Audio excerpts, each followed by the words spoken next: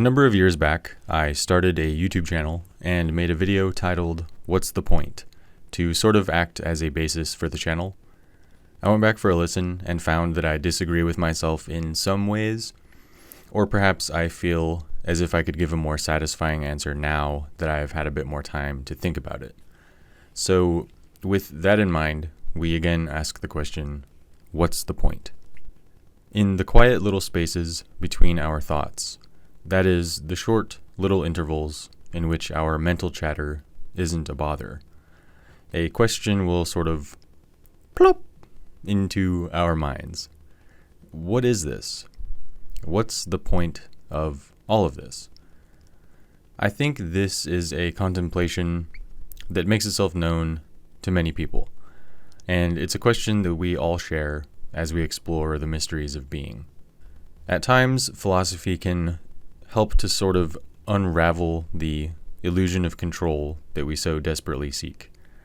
It has a way of peeling back the layers of our assumed will and agency, revealing an intricate dance between choice and fate.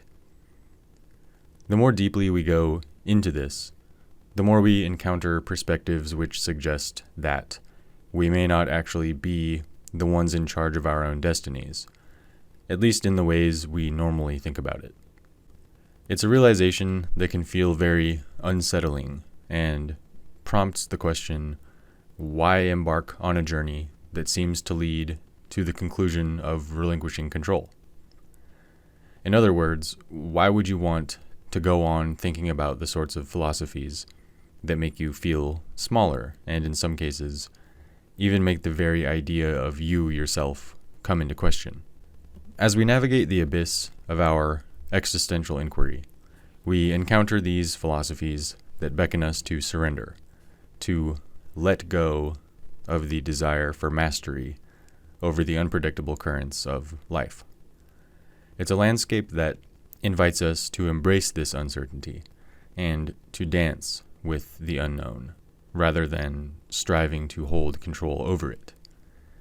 In this act of surrender, some people may find solace, a sort of freedom in acknowledging the limitations of control. To say too many words, when one realizes that there is no one to grasp for control in the first place, the entrance to surrender can be found at last. Within this surrender lies the potential for profound growth, to say it in a clumsy way. You see, the very act of exploration in the philosophical realm becomes a form of play. It's not about giving up and forgetting about everything altogether, but more about loosening our grip on rigid ideological notions, allowing room for the natural evolution of understanding to take place in a lighthearted way. This can be seen as expansion or growth from one angle, but from another, the words expansion and growth are futilities that have no real bearing in the world as it actually is. The journey thus becomes less about control and more about connection, to ourselves, to those around us, and to the whole of nature itself.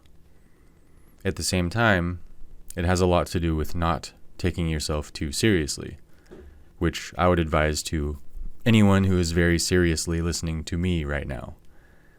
If you take a step back to observe yourself and notice any sort of strange muscular tensions in your brow or a straining in your eyes as if some big secret is about to be revealed, and you're mere inches away from finally having the last aha moment, then you'll know what I mean. So, what's the point in pondering a philosophy that seems to lead us to conclusions of surrender, or to conclusions of removing the entire idea of a spiritual path altogether? Well, the point may not be in the answers themselves, but rather in the act of questioning.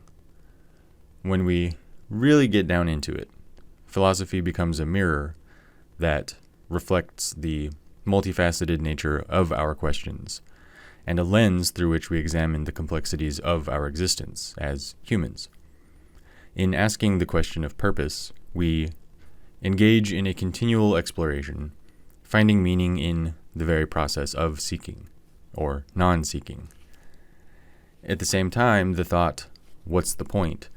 is a unique and intriguing little question, which can be seen to be just as beautiful and meaningful in this moment as a sunflower following the sun on a hot day in August. As we continue along this journey together, let us embrace the enigma of being, acknowledging that the answers will always remain elusive.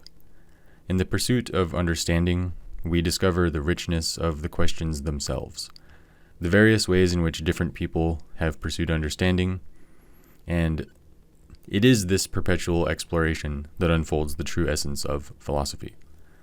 Join me as we unravel the silent threads of existence, questioning, pondering, and perhaps finding some meaning in the mystery of it all.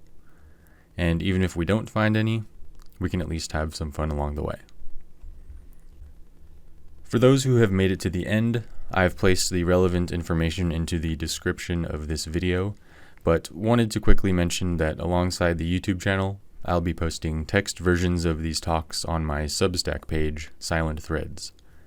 This is essentially a blog, so for anyone who wants to be able to read along or to read at a later date, there will be a process in which all of my Taoism explanation videos are transcribed and posted as blog posts from the beginning of the series up to where I currently am, and obviously moving forward as that progresses.